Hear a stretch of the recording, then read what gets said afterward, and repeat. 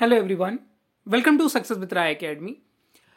17 नवंबर 2022 के दैनिक जागरण के राष्ट्रीय संस्करण को आज के इस वीडियो में हम डिस्कस करेंगे। तो चलिए वीडियो को स्टार्ट करते हैं। सबसे पहली हेडिंग हम ले रहे हैं, भारत के हाथ में G20 की कमान।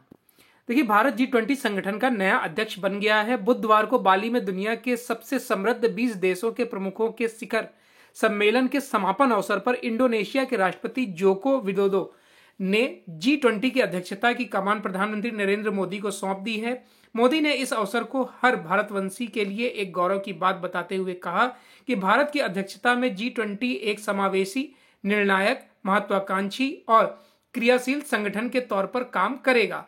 भारत की कोशिश होगी कि अगले एक वर्ष के दौरान विश्व के समक्ष मौजूदा चुनौतियों का सामना नए विचारों और सामूहिक प्रयास से हो। प्रधानमंत्री ने आत्मविश्वास भरे लहजे में कहा कि भारत G20 को एक अगुआ संगठन बनाने की कोशिश करेगा और बतौर लीडर भी अपनी भूमिका निभाने से पीछे नहीं हटेगा। मोदी ने भारत की तरफ से यह दायित्व संभालते हुए कहा कि भारत G20 का जिम्मा ऐसे समय ले रहा है जब विश्व भू राजनीतिक तनावों, आर्थिक मंदी, खाद्यान्न और ऊर्जा की बढ़ी हुई कीमतों और महामारी के दीर्घकालीन दुष्प्रभावों से एक साथ जूझ रहा है। ऐसे समय विश्व G20 की तरफ आशा की नजरों से देखा जा रहा है। आज मैं यह आश्वासन देना चाहता हूं कि भारत की G20 अध्यक्षता समावेशी, महत्वाकांक्षी, निर्णायक व क्रियान्वयन करने वाली होगी। चलिए नेक्स्ट न्यूज पर आते हैं। केंद्र सरकार ने सुप्रीम कोर्ट में नोटबंदी को सही ठहराया। केंद्र सरकार ने सुप्रीम कोर्ट में नोटबंदी को सही ठहराया है। केंद्र ने कहा कि नोटबंदी नकली करेंसी, आतंकी फंडिंग, कालाधन और कर चोरी पर लगाम लगाने को बड़ी रणनीति का हिस्सा थी, लेकिन यह सिर्फ इसी तक सीमित नहीं थी। नोटबंदी आर्थिक नीति के तहत लिया गया निर्णय था, जो कि संसद से बने आरबीआई कानून 1934 के प्रावधानों के मुताबिक था। नोटबंदी एक सोच समझकर लिया गया फैसला था। केंद्र ने ये बातें नोटबंदी के मामले में सुप्रीम कोर्ट में दाखिल हलफनामे में कही हैं। इस मामले में सुप्रीम कोर्ट की 5 सदस्यीय संविधान पीठ सुनवाई कर रही है। मामले में सुनवाई 24 नवंबर को होनी है। सुप्रीम कोर्ट के आदेश पर अमल करते हुए केंद्र ने यह हलफनामा दाखिल किया है। सरकार ने कहा कि देश में आर्थिक नीतियों और घटनाओं के जरिए महत्वपूर्ण सुधार चल रहे हैं।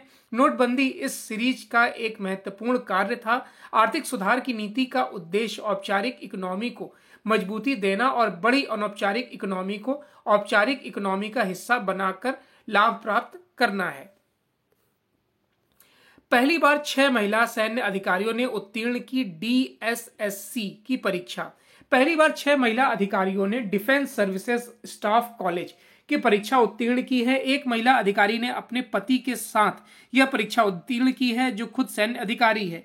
इनमें से 2 महिला अधिकारी सेना भी गुप्तचर कोर से हैं। भारतीय सेना के इतिहास में पहली बार महिला अधिकारियों को प्रतिष्ठित DSSC में प्रवेश मिला है। कॉलेज की इस वर्ष की परीक्षा में 15 महिला अधिकारी सम्मिलित हुई थीं। ज्ञात हो कि इस परीक्षा में प्रत्येक वर्ष 1500 से 1600 अधिकारी सम्मिलित होते हैं और सिर्फ 300 चयनित होते हैं। सेना द्वारा आयोजित यह एकमात्र कोर्स है जिसके लिए अधिकारियों को सभी 6 पेपर्स पूरे करने होते हैं और पास करने होते हैं। इनमें tactics, law and military history के पेपर शामिल हैं। DSSC कोर्स पूरा करने के बाद अधिकारी सेना की हायर परफॉर्मेंस में अहम पदों पर नियुक्तियों के साथ साथ विदेशी तैनातियों के लिए योग्य हो जाते हैं।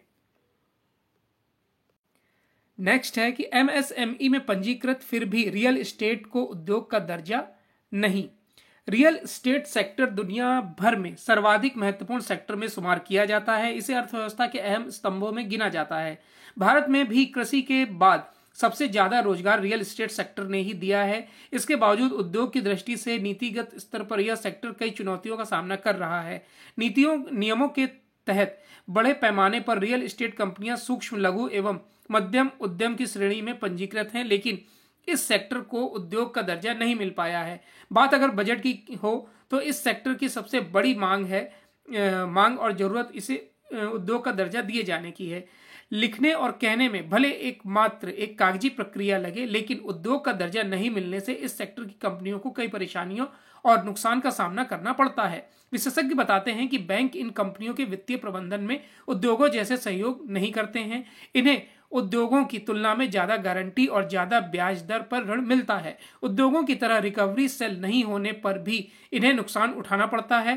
Confederation of real estate developers association of India की दिल्ली एनसीआर शाखा के उप प्रधान आरसी गुप्ता ने कहा कि डीएलएफ, ओमेक्स, बीपीटीपी जैसे रियल एस्टेट की बड़ी कंपनियों को छोड़ दें तो दिल्ली एनसीआर में करीब 5000 रियल एस्टेट कंपनियां एमएसएमई में पंजीकृत हैं।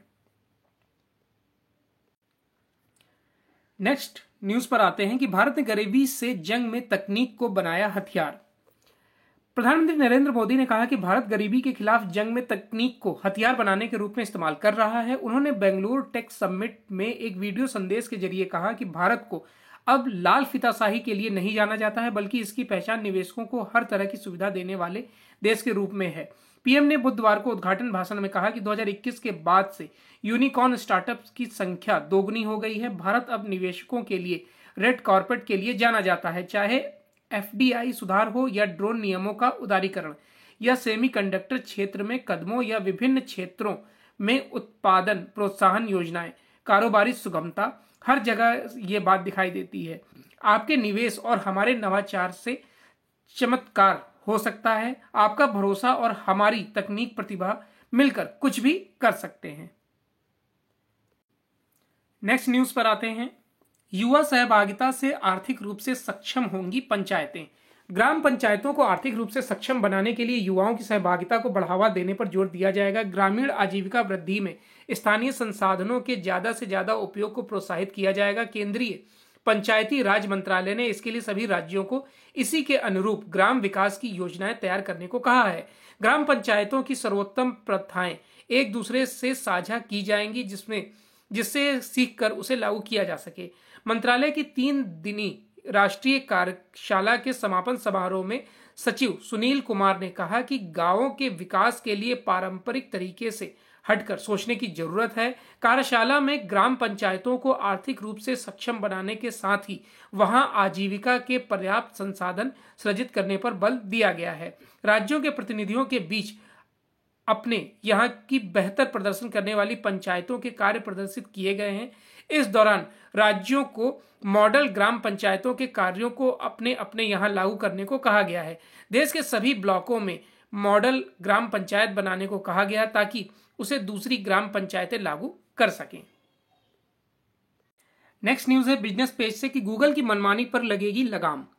मोबाइल फोन में लोकेशन ऑफ करने के बाद भी गूगल आपके लोकेशन को ट्रेस करता रहता है। अमेरिका में 4 साल तक चली जांच के बाद गूगल की इस हरकत का पता चला है। जांच में यह भी पता लगाया गया है कि 2018 से पहले तक गूगल अमेरिका में गूगल ऐप से लॉग आउट होने के बावजूद यूजर्स के लोकेशन ट्रेस कर लेता था। इस जानकारी को गंभीरता से लेते हुए इलेक्ट्रॉनिक्स और आईटी राज्य मंत्री राजीव चंद्रशेखर ने कहा कि प्रस्तावित डिजिटल डाटा सुरक्षा बिल इस प्रकार की हरकतों पर लगाम लगाएगा।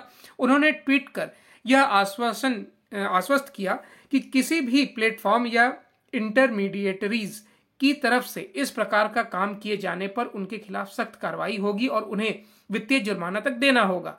सरकार प्रस्तावित डाटा सुरक्षा कानून में यह प्रावधान करने जा रही है। नेक्स्ट है कि मीडिया स्वामित्व का केंद्रीकरण लोकतंत्र के लिए खतरा। मीडिया स्वामित्व का केंद्रीकरण लोकतंत्र और दूरसंचार के लिए खतरा बन सकता है और भारतीय दूरसंचार नियामक प्राधिकरण यानी कि ट्राई इन मुद्दों से निपटने के लिए काम कर रहा है। उद्योग संगठन सीआईआई द्वारा आयोजित एक कार्यक्रम में शिरकत करते हुए वाघेला ने कहा कि मीडिया स्वामित्व के केंद्रीकरण से कई समस्याओं की पहचान हुई है। सबसे महत्वपूर्ण खतरा अभिव्यक्ति की स्वतंत्रता और लोकतंत्र के लिए है।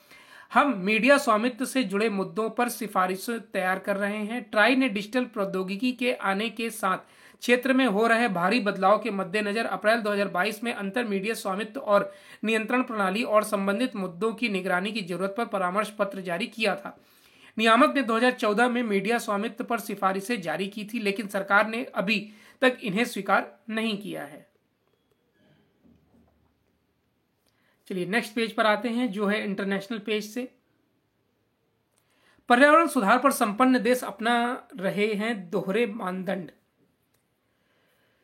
बेसिक देशों ने संपन्न देशों पर पर्यावरण विषयों पर दोहरे मानदंड अपनाने का आरोप लगाया है। मिस्र के शर्म अल शेख में हो रहे अंतर्राष्ट्रीय पर्यावरण सम्मेलन में ब्राजील, दक्षिण अफ्रीका, भारत और चीन ने विकासशील देशों के हितों पर बात करने के लिए समूह बनाया था, जिसे बेसिक नाम दिया गया था। इन समूह ने कहा कि संपन्न देश पर्यावरण सुधार के लिए विकासशील देशों को धन मुहैया कराने के अपने पूर्व में किए गए वादे से पीछे हट रहे हैं। इतना ही नहीं, संपन्न देशों ने तेल और गैस का उपयोग भी बढ़ा दिया है। बेसिक देशों ने विकसित देशों के इस रुख पर गंभीर चिंता जताई है कि वे पर्यावरण सुधार संबंधी कार्यों में रुचि नहीं दिखा रहे हैं और जिम्मेदारी समझते हुए अभियान का नेतृत्व नहीं कर रहे हैं। विकसित देशों के इस रुख से विश्व में पर्यावरण से जुड़ी समस्या बढ़ती जा रही है। नेक्स्ट न्यूज है, भारतवंशी बाल रोग विशेषज्ञ डॉक्टर अंगराज को ऑस्ट्रेलियन ऑफ द ईयर पुरस्कार। भारतीय मूल के बाल रोग विशेषज्ञ डॉक्टर अंगराज खिल्लन को 2023 के ऑस्ट्रेलियन ऑफ द ईयर पुरस्कार से सम्मानित किया गया है। लोगों को स्वास्थ्य शिक्षा व स्वास्थ्य सुरक्षा मुहैया कराने के लिए विक्टोरिया प्रांत के निवासी डॉक्टर अंगराज को इस पुरस्कार के लिए चुना गया है। 56 वर्षीय doctor Khillan health awareness society of Australia के सह संस्थापक हैं, जो अंग्रेजी, हिंदी, पंजाबी, उर्दू और अरबी भाषा में मंचों के माध्यम से स्वास्थ्य के बारे में मिथकों को दूर करने का प्रयास करता है। डॉक्टर खिल्लन ने कहा, यह एक सम्मान और विशेषाधिकार है। चलिए नेक्स्ट न्यूज पर आते हैं कि ट्रंप ने 2024 में अमेरिकी राष्ट्रपति चुनाव लड़ने का किया ऐलान। अमेरिका के पूर्व राष्ट्रपति डोनाल्ड ट्रंप ने 2024 के राष्ट्रपति चुनाव के लिए अपनी उम्मीदवारी का ऐलान कर दिया है। राष्ट्रपति जो बाइडेन के नेतृत्व वाले कट्टरपंथी डेमोक्रेट्स को हराने का संकल्प लेते हुए ट्रंप ने मंगलवार को फ्लोरिडा में अपने आवास मारे-लागो में फिर राष्ट्रपति चुनाव लड़ने की घोषणा की है। इस अवसर पर 76 वर्षीय ट्रंप ने अपने समर्थकों के बीच खुशी का इजहार करते हुए अमेरिका को फिर से महान और गौरवशाली बनाने का संकल्प लिया है। उन्होंने कहा कि 2024 में डेमोक्रेट नहीं जीत पाए, हालांकि मध्यावधि चुनाव में रिपब्लिकन पार्टी को उम्मीद के मुताबिक सफलता नहीं मिल पाई। तो ये आज का यानी 17 नवंबर 2022 का दैनिक जागरण का राष्ट्रीय संस्करण था। आई होप आपको वीडियो अच्छा लगा होगा। अगर वीडियो अच्छा लगा हो तो लाइक और शेयर कर दीजिएगा। वीडियो देखने के लिए धन्यवाद।